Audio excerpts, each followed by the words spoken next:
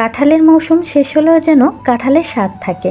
আজ দেখাবো পাকা কাঁঠাল সংরক্ষণের সহজ ও কার্যকর উপায়। আসসালামু আলাইকুম everyone, welcome back to my channel. আজ আমি পাকা কাঁঠাল সংরক্ষণের এমন একটি সহজ টিপস দেখাবো যা জানলে অনেক দিন পর্যন্ত কাঁঠাল ভালো রাখা যায়। আমরা কাঁঠালের কোষ বাণিজ্যিকভাবে সংরক্ষণ করতে চাই, যেন অফ সিজনেও আমরা আমাদের পছন্দের কাঁঠাল খেতে পারি। এই উদ্দেশ্যকে সামনে রেখে আমরা আমাদের পছন্দের একটি কাঁঠাল নির্বাচন করেছি। আর যার যার এলাকা বা লোকাল ভাষায় এটাকে চাওলা কাঁঠাল বা আজা কাঁঠাল বলে থাকি। এবারে এই চাওলা কাঁঠালের কোষগুলোকে আমি বীজমুক্ত করব। দেখতেই পাচ্ছেন আমি কিভাবে করে পরিষ্কার করছি, একটু খেয়াল করে দেখবেন। কোনো রকম ময়লা থাকা যাবে না। বীজ, তারপর ভিতরে যে একটা কালো পর্দা থাকে, এগুলো কেটে নিতে হবে ছুরির সাহায্যে। একটু খেয়াল করে দেখলেই কিন্তু বুঝতে পারবেন এই কাঁঠালের কোষগুলোকে কিভাবে পরিষ্কার করে নিতে হবে। বন্ধুরা, যারা আপনারা এই পর্যন্ত ভিডিওটি দেখতে দেখতে এসে পড়েছেন, আপনাদের কাছে একটি অনুরোধ থাকবে, ভিডিওটি টেনে টেনে দেখবেন না। তাহলে কিন্তু এই ছোট ছোট কৌশলগুলো অনেকেই জানে না, এগুলো মিস করবেন। তাই পুরো ভিডিওটি দেখুন, ধাপে ধাপে সব দেখাচ্ছি। বন্ধুরা, ভিডিওটি দেখতে দেখতে যারা এই পর্যন্ত চলে এসেছেন কিন্তু একটি লাইক দিতে ভুলে গিয়েছেন, প্লিজ একটি লাইক দিয়ে দেবেন। আপনার একটি মূল্যবান লাইক আমার এই ভিডিওটি অনেক বন্ধুদের কাছে পৌঁছে দেবে।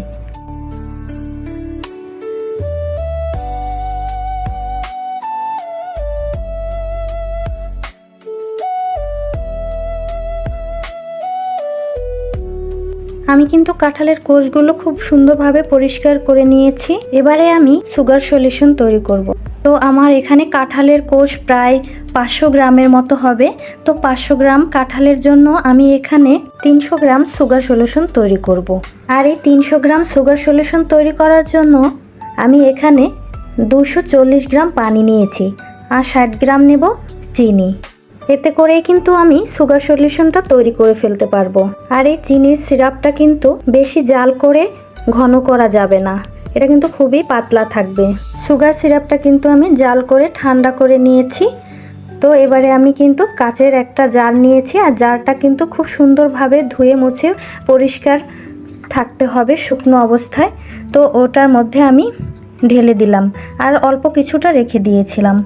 তো এবারে আমি নিয়েছি একটা লেবু। যেহেতু আমি এখানে সাইট্রিক অ্যাসিড ব্যবহার করব না, তাই আমি এখানে লেবু দিয়ে সংরক্ষণ করব। তো আমি এখানে একটা লেবু নিয়েছি।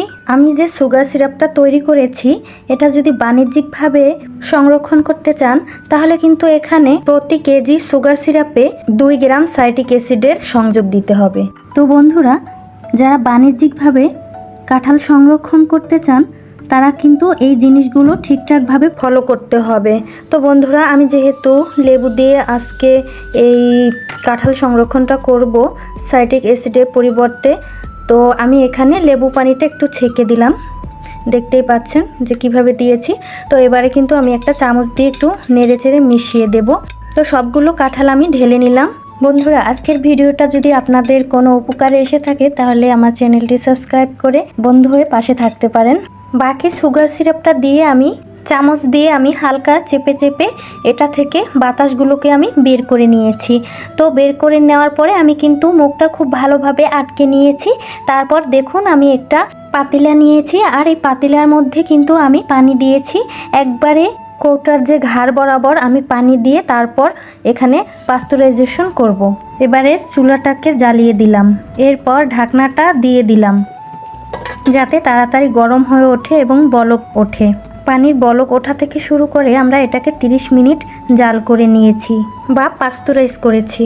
তো মাশাআল্লাহ, আমাদের কিন্তু পাস্তুরাইজ করা কমপ্লিট হয়ে গেল। এবারে আমাদের কাঁঠালের কোষ সংরক্ষিত হয়ে গেল।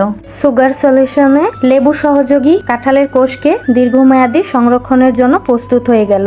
আর এটা যতক্ষণ না মুখটা খুলে ফেলা হচ্ছে ততক্ষণ পর্যন্ত কিন্তু এটা ভালো থাকবে। আর মুখটা খুলে ফেলার পরে কিন্তু এটা খেয়ে নিতে হবে। যতক্ষণ মুখটা ইনটেক থাকবে ততক্ষণ প্রোডাক্টটা ভালো থাকবে ইনশাল্লাহ।